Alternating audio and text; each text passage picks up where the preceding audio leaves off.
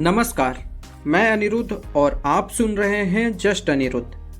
आज की कहानी कोई साधारण जीवनी नहीं है।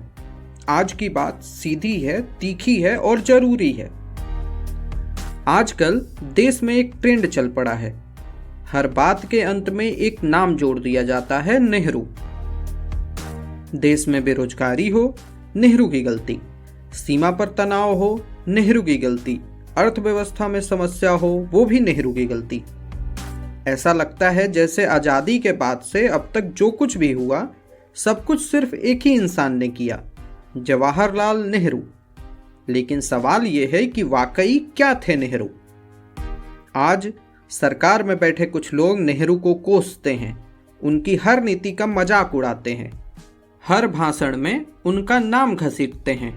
लेकिन क्या कभी ये पूछा गया कि जब देश टूटा हुआ था, लाशों से भरी ट्रेनें आ रही थीं, 50 लाख शरणार्थी सड़कों पर भटक रहे थे, तब नेहरू क्या कर रहे थे? दोस्तों, उस समय सत्ता कोई सिंहासन नहीं था, वह आग का सिंहासन था। नेहरू को कोई बना बनाया भारत नहीं मिला था, उन्हें मिला था बंटवारे का जहर, खाली खजाना, अनपढ़ आबादी और 565 रियासतों का बिखरा हुआ नक्शा और चारों ओर दुश्मन ताकतें। आज बैठकर कहना आसान है कि ये क्यों नहीं किया, वो क्यों नहीं किया, लेकिन उस समय सवाल था कि देश बचेगा या नहीं। बहुत बार ये आरोप लगते हैं कि नेहरू बहुत सॉफ्ट थे। कहा जाता है कि नेहरू बहुत ज्यादा आदर्शवादी थे, बहुत ज़्यादा लोकतांत्रिक थे, बहुत ज़्यादा सेक्युलर थे। हाँ थे, क्योंकि अगर वो तानाशाह होते तो आज शायद हम सवाल पूछने के लिए भी आज़ाद न होते। उन्होंने संविधान को ताकत दी, संसद को ताकत दी और जनता को ये अधिकार दिया कि वो सरकार से सवाल कर सके। आज वही अधिकार उन्हीं को कोसने में इस्तेमाल हो रहा है। हर बार नेहरू का नाम आते ही 1962 का मुद्दा उठा दिया जाता है।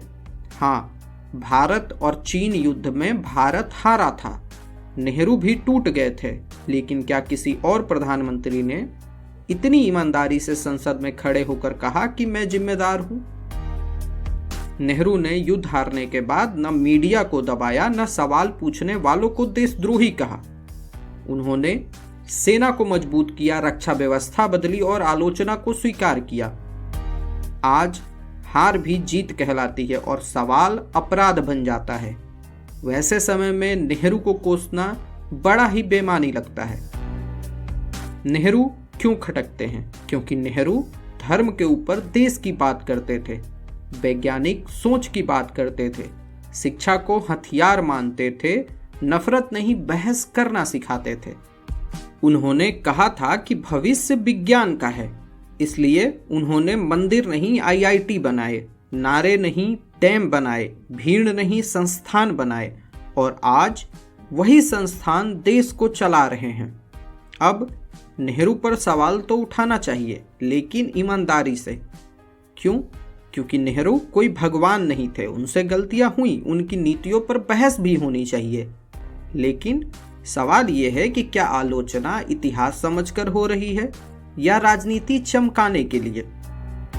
अगर नेहरू इतने ही बेकार थे तो लोकतंत्र कैसे बचा, चुनाव कैसे होते रहे, प्रेस कैसे जिंदा रही? दोस्तों, तानाशाही एक दिन में आ जाती है, लेकिन लोकतंत्र बनाने में पीढ़ियां गुजर जाती हैं। नेहरू को गिराने से देश बड़ा नहीं होता, हर पीढ़ी को एक दुश्मन चाहिए। आज की राजनीति ने नेहरू को वो दुश्मन बना लिया है। क्यों? क्योंकि मरे हुए आदमी से लड़ना आसान है, वो जवाब नहीं देता। लेकिन सच ये है कि नेहरू को गिराकर आप इतिहास नहीं बदल सकते। आप बस इतना बता देते हैं कि आपको इतिहास से डर लगता है। तो दोस्तों, क्या थे नेहरू? नेहरू थे एक सपना देखने वाला इंसान, एक टूटा हुआ लेकिन ईमानदार नेता, एक ऐसा प्रधानमंत्री जिसने सत्ता को कुर्सी नहीं जिम्मेदारी माना। वो परफेक्ट नहीं थे, लेकिन वो डरपोक भी नहीं थे। उन्होंने वो भारत चुना जो सवाल पूछे, ना कि सिर झुकाए।